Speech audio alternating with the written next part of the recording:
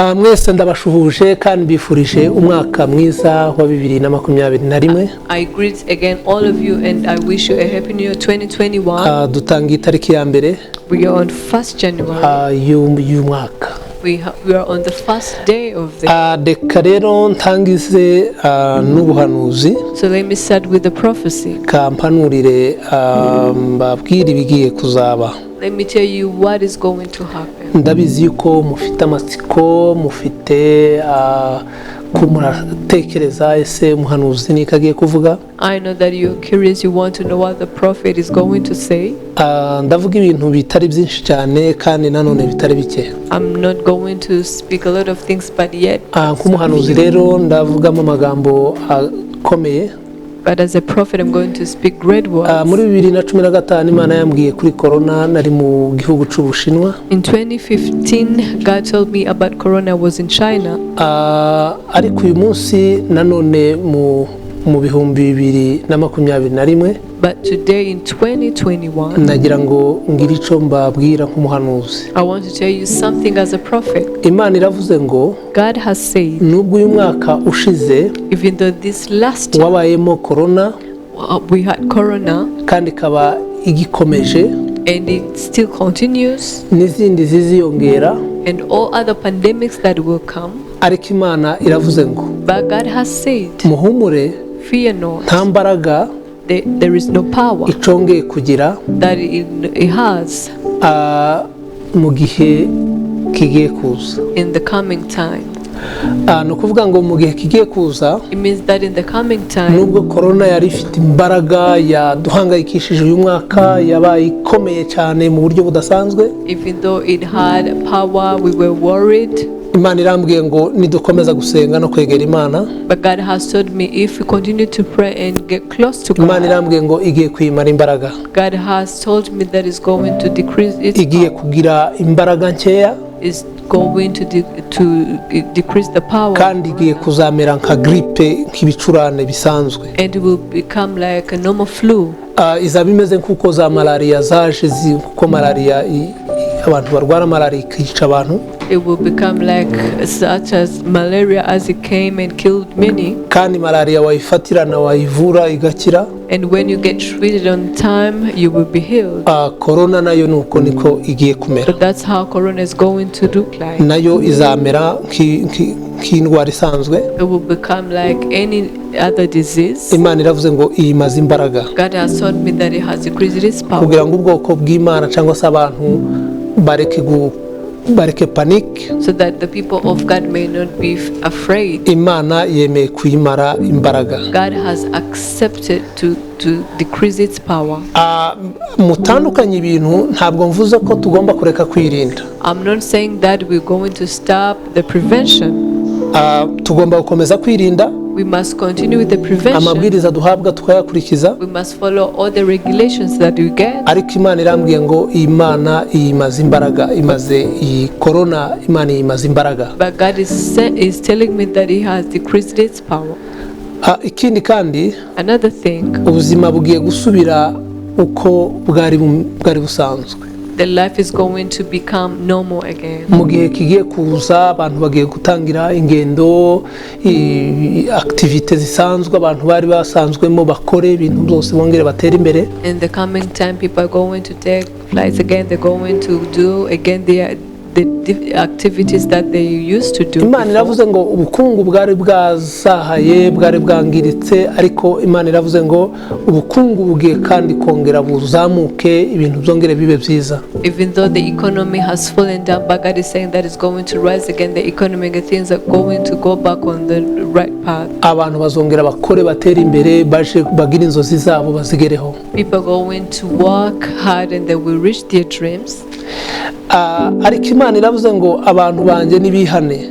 But God is asking His people to repent. Abantu bazi Imana bihane, bashaka Imana, baje mu nzu y'Imana, bakorera Imana. And the people who know God and go in the house of God, repent and serve God. Icyo nico kizakora ku mutima w'Imana, Imana igakomeza kugenda igarurira abantu ibintu byabo basubira mu migisha yabo no mu mirimo yabo. That's what will touch God's heart, and then He will bless people and they go back in their normal life.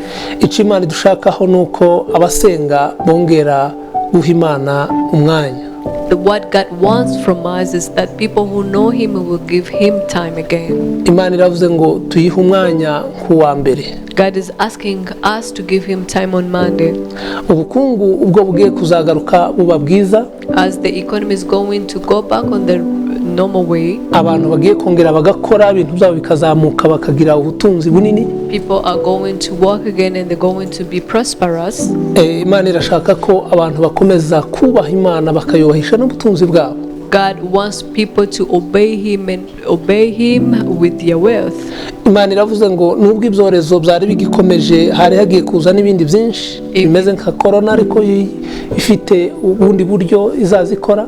Even though there were other pandemics that were going to come like corona, but which were more severe, ariko kubera ko Imana yemeye gutabara ibyo byose, Imana izabimara imbaraga. But because God has accepted to help us, He will not allow this to happen. Imana irahumurije abantu ngo bahumure bakomere, imbere ni heza. God is comforting His people because the future is good. Abantu bategure gahunda zabo neza, inzozi zabo bazishire ku murongo, mwitegure, muhanurire imiryango yanyu, mutekereze ibyiza kuko muracafite kubaho. Let people plan what they want. Let people plan what they want to do for their families because you still have a time to live. Inzozi z'imiryango muzitekereze neza kandi muzazigeraho. Think about the dreams of your families because you will reach them. Ni kubiteka avuze. That's what the Lord has said. Ntimuhungabane ngo mucike intege, mugurishe amazu yanyu, mugurishe ibibanza byanyu, ahubwo ni mubifate neza, mwubake, mutere imbere. Do not worry, do not be discouraged and be afraid and start to sell the houses or the plots that you had, but start to build houses and then prosper. Niko Imana ivuze. That's what God is saying. Imana iravuze ngo abantu batandukanye bakomeye bo kwisi bazaramya Imana, bagiye gukorera Imana mu gihe kigiye kuza. God is saying that in the coming time, great people in the world, they will come and worship God. Imana igiye guhamagara abantu batandukanye kugira ngo baze mu nsengero, baze gukorera Imana, kubaka insengero no gufasha umurimo wa Data. God is going to call great people from different places to come in the house of God and then build different houses of God in the kingdom of God. Imana igiye gucisha bugufi abanyabwenge, abahanga, abakire kugira ngo baze kuramya Imana, bakorera Imana. God is going to harm the great people of the world so that they may worship and praise God. Ibi byose Imana ibikora cyangwa se yabikoze, irashaka kubikora kugira ngo yereke abantu ko ibakunda, irashaka kutwereka urukundo rwayo. God is going to do everything so that He may show His people, He may show us the love that He has for us. Nta kintu na kimwe Imana izikora idafite umugambi cyangwa se idafite icyo ishaka kwigisha umuntu. God does everything because He wants to teach something to a man. Ni ukuvuga ngo ibi ngibi rero ku bantu bazi Imana ni isomo cyangwa se ni icigisho cyiza cy'Imana. It means that for people who know God, that's a great lesson, that's a great teaching from God. Kubera gusenga kw'abera, kubera gutaka kw'abera, Imana iravuze ngo muhumure, nemeye kubatabara. Because of the prayers of the saints, God is saying, fear not, I have accepted to help you, to save you. Nemeye gutabara abatuye isi kugira ngo bahumeke, batuze, bamererwe neza, bavuge Imana. I have accepted to serve the word so that they may speak of the name of God. Mwongere mufate umwanya wo gusenga no kwegera Imana no kugendana n'Imana no kuba abigishwa nyakuri b'Imana. Take again the time to pray, take again the time to become the true disciple of Christ. Ni kubiteka avuze. That's what the Lord has said.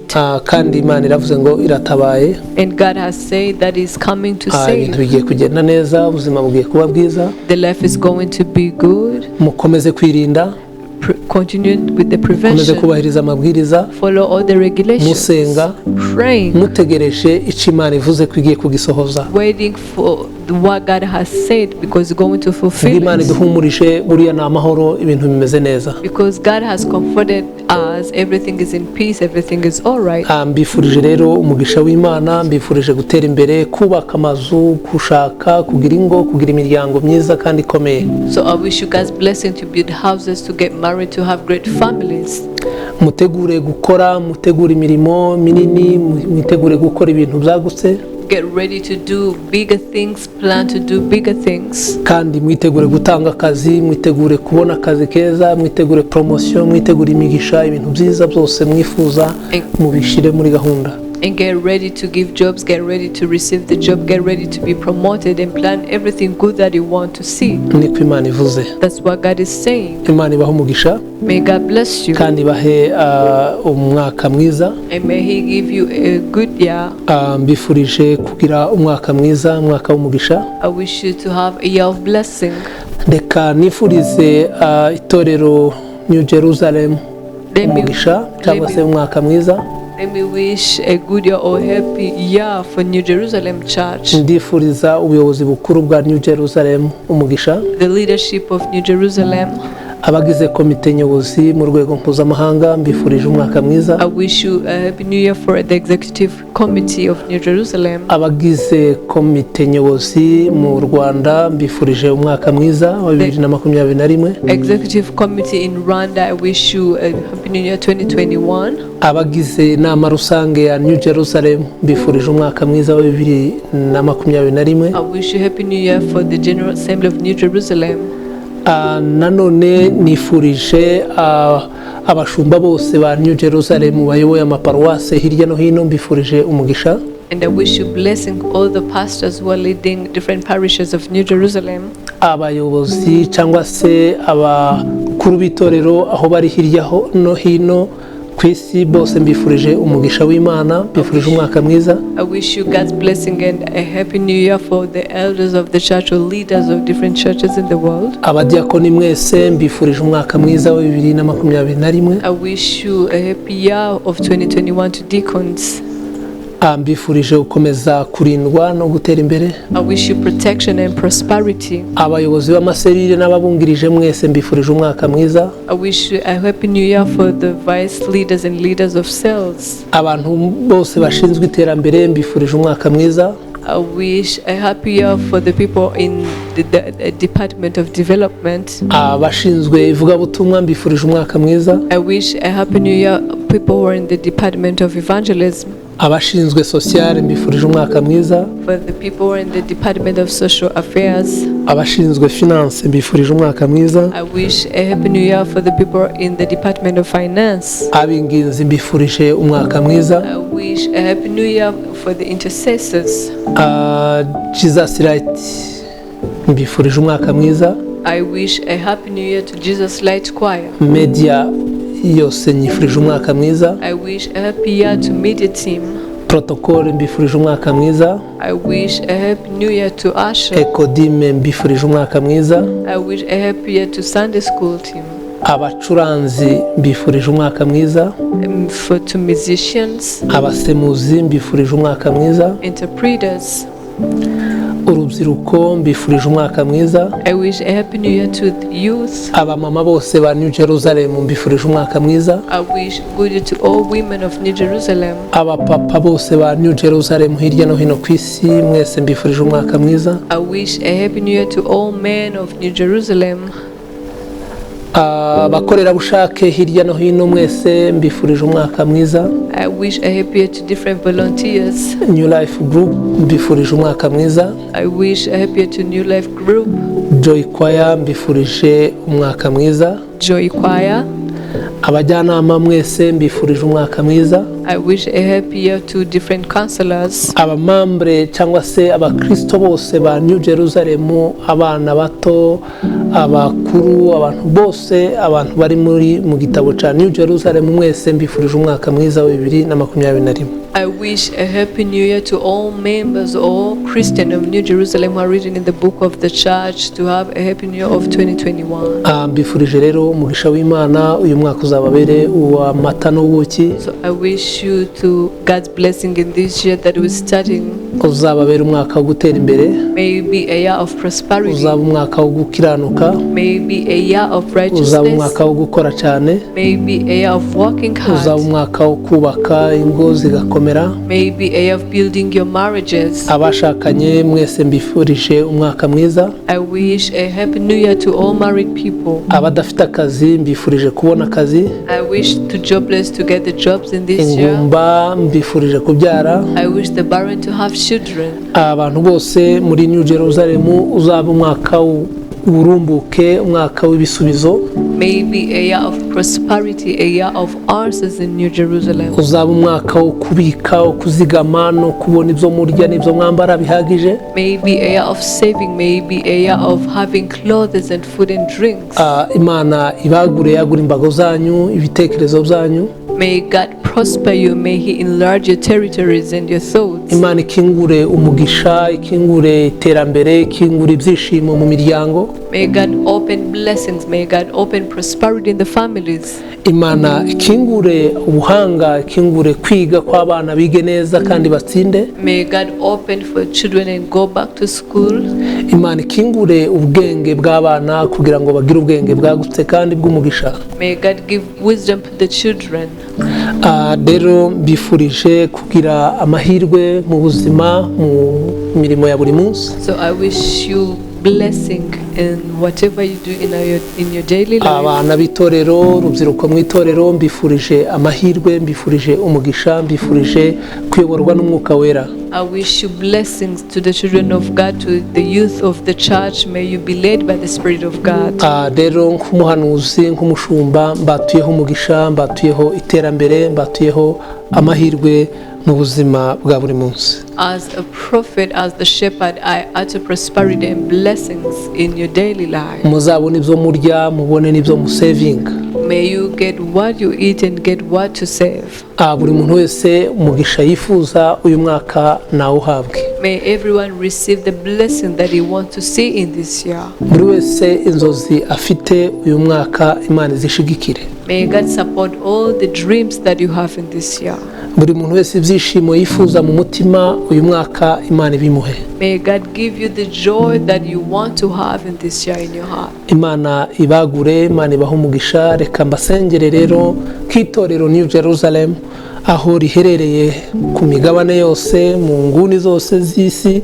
Mbasengere, mbasabire umugisha, mbasabire kuyoborwa n'umwuka wera no gukoreshwa n'Imana. So may God prosper you, may He bless you. I'm going to pray for you, for all the members of New Jerusalem in different parts of the world, so that you may be blessed and be led by the Spirit of God. Shobora kuba ari serire ntoya, It may be a small cell, shobora kuba waragiye kwiga, maybe you have gone to study, shobora kuba uri mu masomo, maybe you are studying. ariko ndasabira abana b'itorero bose aho bari ku migabane yose ku isi, ahantu hose Imana ibarindira aho hantu. But I'm praying for all the children of the church to be protected from different continents of the world. Kugira ngo muhatangize umurimo, muhatangize serire za New Jerusalem, muhavuga ubutumwa, muhabere itara, mube urumuri aho hantu. So that you may start the service of New Jerusalem, so that you may evangelize, so that you may become the light of the place in which you are. Reka mbasengere kugira ngo mube itara, mube urumuri aho muri hose. I'm going to pray for you so that you may become the light wherever you get. Reka mbasengere aho twakandagiye, aho twakandagirije ibirenge byacu, aho twicaye, aho twasengeye hose, Imana ihahe umugisha. We're going to pray for every place that you have gone, for every place that you have seated in. Ikirere twanyuzemo, Imana igihe umugisha. May God bless the atmosphere. Ubutaka twakandagiyeho buhabwe umugisha. May God bless the soil. Ibihugu twarayemo bigira umugisha. May God bless the countries that you have spent the night. Ibyo dusengera bihabwe umugisha. May God bless whatever we pray for. Abana b'itorero ba New Jerusalem aho bari hose bahagirira umugisha. May the children of the church be blessed from wherever they Dusenga Imana. Let us pray. Mu mbaraga za Yesu Kristo umwami. In the power of Jesus Prise Christ. kotrare bande la risike diminize la ribonia kota rande desiketiera de menikeria shanda rabasika dreni mesike domenia faya derigenia strare de menikeria pute de la mangala sicre de menicociation de la vertique prosation de ver et les meritiques sensio de la voque limite la mongeria stekik et genedrophase tropique de geniga astron mandage. Mana ndagushimiye.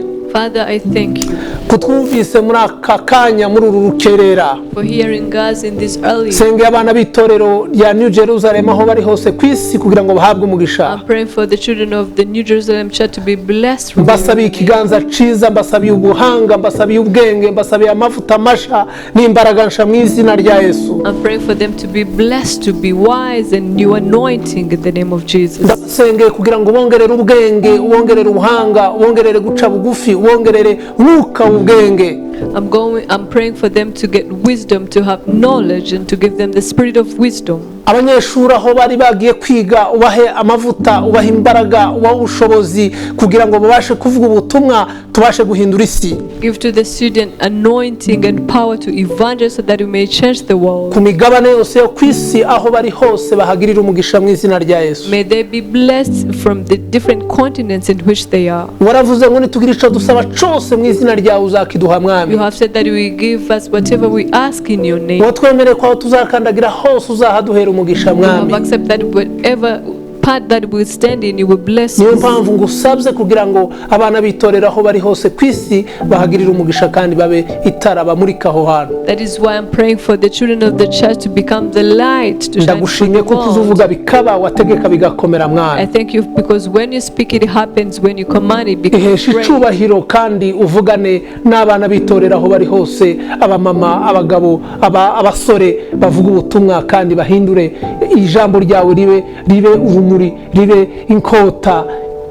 Glorify yourself and let all the members of the church evangelize and become the light, and may your word become like a sword. Ndagushimye kuri iki gitondo mwami kuko uzi umurimo ukomeye kandi ukoze igitangaza. I thank you for performing a great work and miracle in this morning. Ndagushimiye mwami kuzamuye ububyutse ahantu hatandukanye ku migabane itandukanye yo ku isi. I thank you for raising revival in different continents of the world. Ndagushimiye mwami kuzamuye umwuka w'ibyishimo n'ubwenge hirya no hino ku isi. I thank you for rising the spirit of joy and wisdom in different parts of the world. Ndagushimiye mwami kuzamuye umwuka w'ibyishimo no gushima no kuramya Imana hirya no hino ku isi. I thank you for rising the spirit of joy and thanking God in different parts of the world. Urakoze mwami kutanze ububyutse. Thank you for giving kandi urakoze revival. kutanze umwuka wo kwihana. I thank you for giving the spirit of Cyubahiro no gukomera repentance. n'ibyawe. The glory and greatness Urabikwiriye belong to data uri you. umwami. You deserve it. You Mu are the izina rya King. Kristo dusenze In the name urakoze. of Christ we pray. Amen. Amen.